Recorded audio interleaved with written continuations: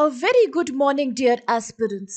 बायजूस के government exams prep channel में आप सभी का हार्दिक स्वागत है. Very warm welcome to all of you in today's lecture on this day in history. एक ऐसा सेगमेंट जहां आपके सामने प्रस्तुत किए जाते हैं इतिहास से जुड़े वो सभी खास फैक्ट्स और घटनाएं जो आपकी आने वाली इन गवर्नमेंट परीक्षाओं के दृष्टिकोण से बेहद लाभदायक है. And along with this, we will also share some important practice questions with you towards the end of today's lecture. ये सभी questions आज के ही facts पे आधारित हैं और आपकी आने वाली परीक्षाओं के point of view से भी आपको बेहद लाभ पहुंचाएंगी. तो इसीलिए आप इनके उत्तर देने का प्रयास कीजिए और निरंतर इनके आंसर्स शेयर करते रहिए हमारे साथ कमेंट बॉक्स में. तो आइए अब शुरू करते हैं 23 जुलाई अर्थात आज के दिनांक से जुड़े सभी इंपॉर्टेंट फैक्ट्स की. सबसे पहला फैक्ट आज का एसोसिएटेड है 1856 से, व्हेन बाल गंगाधर तिलक वाज बोर्न, अर्थात आज के दिन बाल गंगाधर तिलक का जन्म हुआ था. स्वतंत्रता सेनानी और वकील बाल गंगाधर तिलक, जिन्हें लोकमान्य तिलक के नाम से भी बुलाया जाता था, का जन्म 23 जुलाई 1856 को हुआ था. Although इनिशियली उन्होंने अपने करियर की शुरुआत एक स्कूल अध्यापक के रूप में करी, परंतु जल्दी ही he became a journalist and entered public affairs. He coordinated the work of the Deccan Education Society with his associate Gopal Ganesh Agarkar and several other people. He believed that education को हमेशा ही इस प्रकार से प्रदान करना चाहिए देश भर में, so that it emphasizes specifically on Indian cultural values. वह सह संस्थापक थे फेर्गुसन कॉलेज के इन Pune through the Deccan Education Society. He was in fact one of the earliest and the most vocal proponents of complete independence or Swaraj. He became a part of the Indian National Congress in 1890 and यहाँ he strongly opposed the moderate group and led the extremist faction of the party. तिलक ने स्वशासन की आवश्यकता पर बल दिया और उनका मानना था कि स्वशासन या स्वराज के बिना कोई भी प्रगति देश में संभव नहीं हो पाएगी.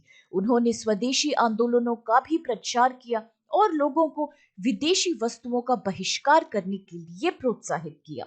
He published two popular newspapers, one Kesari in Maratha language and the other was called Maratha, that was published in English language.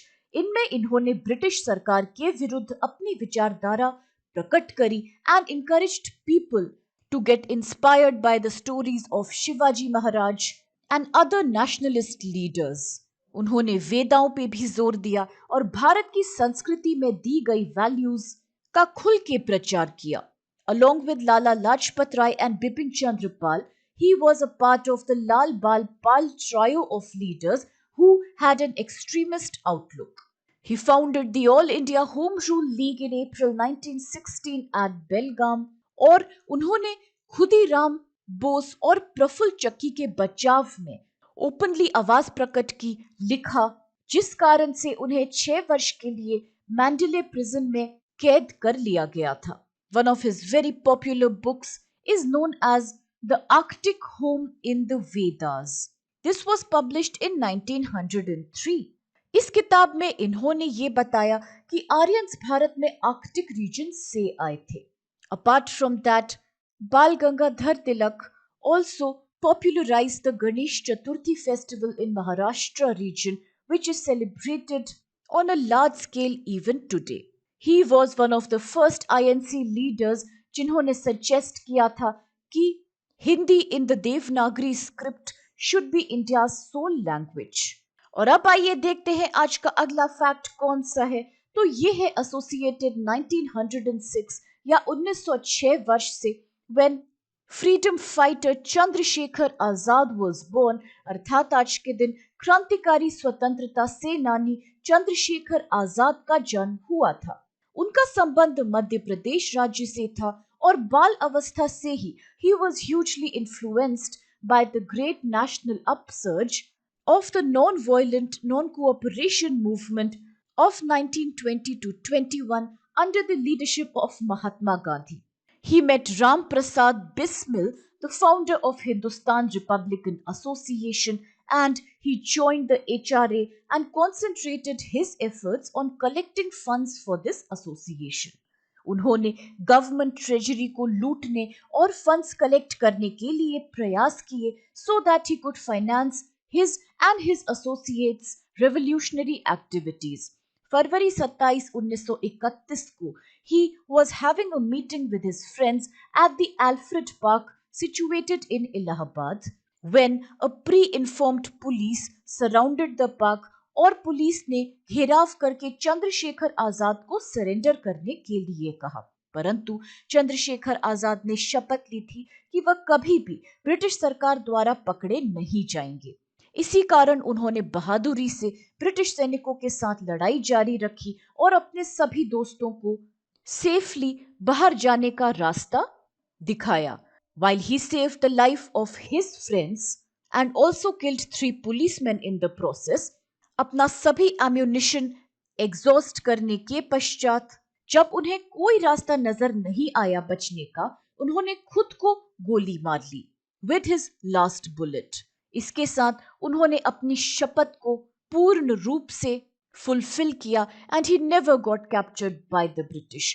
उनकी बहादुरी और देश के प्रति प्रेम के लिए उनका नाम इतिहास में स्वर्ण अक्षरों से लिखा जाता है when we talk about revolutionary freedom fighters. और आजादी के पश्चात उनके स्मरण और सम्मान में Alfred park in Allahabad was renamed as Chandrashekhar Azad park. इसके साथ आइए देखते हैं आज का अगला फैक्ट जो है एसोसिएटेड 2012 या 2012 से when independence activist and an officer of the Indian National Army Lakshmi Sehgal had passed away। अर्थात आज के दिन स्वतंत्रता कार्यकर्ता और भारतीय राष्ट्र सेना की अधिकारी लक्ष्मी सहगल का निधन हुआ था। लक्ष्मी सहगल, जिनका ओरिजिनल नेम था लक्ष्मी स्वामीनाथन, का संबंध मद्रास से था and she was a qualified doctor. उनकी मां अम्मू स्वामीनाथन भी एक जानी मानी फ्रीडम फाइटर थी and a member of constituent assembly भी रह चुकी थी। बात अगर लक्ष्मी सहगल की करें, सो इन 1940 after she traveled to Singapore, she met some of the members of Subhash Chandra Bose's Indian National Army over there. वर्ष 1942 में during the surrender of Singapore by British to the Japanese, Lakshmi Sehgal ने wounded prisoners of war का इलाज किया और उनकी बहुत सेवा करी। When in 1943 Subhash Chandra Bose reached Singapore, Lakshmi Sehgal met him और इसके साथ इमर्ज हुआ the idea of setting up a women's regiment of Indian national army, जिसका नाम रखा गया रानी ऑफ झांसी रेजिमेंट। इसका नेतृत्व लक्ष्मी सहगल ने ही किया, जिसके पश्चात उनका नाम पड़ गया कैप्टन लक्ष्मी। अनेक महिलाओं ने इस ऑल विमेन ब्रिगेड में शामिल होने के लिए उत्साह प्रकट किया and heroically they fought against the agenda of British government. वर्ष 1945 में eventually Lakshmi Sehgal was arrested by the British Army and released much later. 1971 में आजादी के पश्चात लक्ष्मी सहगल ने communist party of India Marxist को ज्वाइन किया and she represented the party in the upper house of Indian Parliament called Rajya Sabha.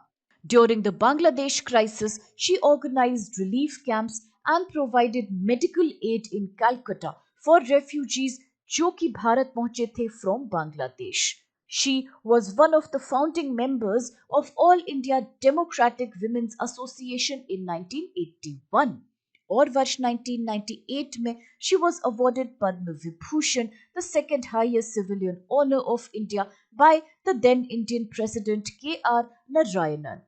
और अब इसके साथ आइए आज का अगला फैक्ट देखते हैं जो है कि किस प्रकार आज के दिन प्रति वर्ष national broadcasting day is observed, अर्थात राष्ट्रीय प्रसारण दिवस हर वर्ष आज के दिन मनाया जाता है। The first ever radio broadcast in India, which went on air from Bombay station, happened on 23rd July 1927. The broadcasting was done under the then private company Indian Broadcasting Company अर्थात IBC। परंतु बाद में in 1927 IBC, which was a private entity, was granted permission by the British government to operate 2 radio stations, एक मुंबई में जो कि तब का बॉम्बे था और एक कलकत्ता में। वर्ष 1930 में ब्रिटिश गवर्नमेंट ने टेक ओवर किया रेडियो ब्रॉडकास्टिंग को और इसके साथ शुरुआत हुई Indian state broadcasting service ISBS की। परंतु बाद में इसका नाम परिवर्तित करके ऑल इंडिया रेडियो AIR रख दिया गया, जिसे आज हम पॉपुलरली जानते हैं, और ये हुआ था वर्ष 1936 में। Much later it was also called Akashvani in 1957। AIR की जब बात करते हैं तो it is headquartered at New Delhi. एक इंटरेस्टिंग फैक्ट यहां और भी याद रखिए कि the first and the last visit of Mahatma Gandhi to the studio of All India Radio in New Delhi had also happened on this day, that is 23rd July in 1947। और अब इसके साथ आइए देखते हैं कौन से क्वेश्चंस आज हमें करने हैं solve. The very first one is, who had founded the newspaper called Kesari? Kesari अखबार की स्थापना किसने करी थी? ऑप्शंस हैं ए बाल Gangadhar Tilak, B Bipin Chandra Pal, C. Lala Lajpat Rai, or was it D. Ajit Singh? The next question is, who is the author of the famous book The Arctic Home in the Vedas? अर्थात Arctic home in the Vedas के लेखक का नाम आप हमें बताइए। Options हैं ए Jawaharlal Nehru, B Lokmanya Tilak, सी बिपिन चंद्र पाल, और was it D. दादा भाई Naoroji? The third question of today is, the Alfred Park in Allahabad was renamed in the honor of which of the following freedom fighters? अर्थात इलाहाबाद में स्थित एल्फ्रेड पार्क का नाम परिवर्तित करके किस स्वतंत्रता सेनानी के सम्मान में रख दिया गया था? ऑप्शंस हैं ए राम प्रसाद बिस्मिल, बी भगत सिंह, सी राजेंद्र लहरी, और was it D. Chandrashekhar Azad? The fourth question here is, who headed the women's wing of Indian National Army? अर्थात भारतीय राष्ट्र सेना का महिला विंग, जिसे रानी लक्ष्मीबाई रेजिमेंट भी कहा जाता था, का नेतृत्व किसने किया था? ऑप्शंस हैं ए लक्ष्मी सहगल, बी सुभाषिनी अली, सी अरुणा आसफ अली, और was it D. Mrinalini Sarabhai? With this, the fifth question is, when is the National Broadcasting Day observed? कब मनाया जाता है राष्ट्रीय प्रसारण दिवस? ऑप्शंस में हैं कुछ दिनांक, जैसे कि A 21 July, B 22 July, C 23 जुलाई, और will it be D 24 July? With this, आज का लास्ट और छठा प्रश्न है, when was the All India Radio established? अर्थात ऑल इंडिया रेडियो, जिसे AIR कहते हैं, की स्थापना किस वर्ष हुई? ऑप्शंस है A 1934, B 1935, C 1936, or is it D 1937? And now, with all these interesting questions and some very important facts, इस सेगमेंट को हम यही समाप्त करते हैं, इस आशा के साथ कि आप सभी को इससे बेहद लाभ प्राप्त होगा। फ्रेंड्स, अगर आपको वीडियो पसंद आए तो प्लीज चैनल को लाइक, शेयर और सब्सक्राइब अवश्य कीजिए, और इन सभी क्वेश्चंस के उत्तर भी निरंतर हमारे साथ शेयर करते रहिए। With this, many thanks to all of you. Have a great day and please stay safe.